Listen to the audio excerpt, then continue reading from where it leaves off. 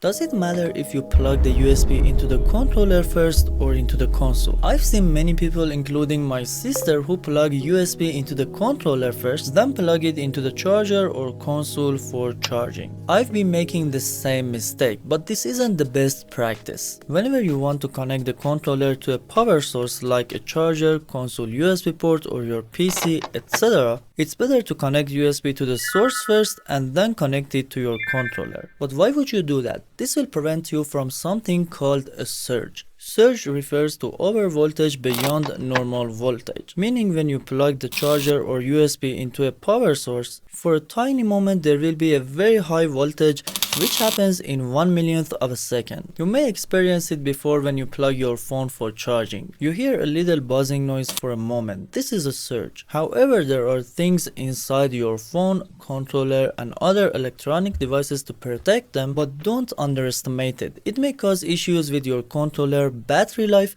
or other problems with your controller. But after charging or using it with a cable, unplug the controller first and then the cable. Because if you unplug the USB cable first from the other side, it can generate instantaneous reverse current, which may cause issues with your controller. There are also a few critical tips for charging and using DualSense, which I highly recommend you to check it from this video next to prevent any damage to your controller.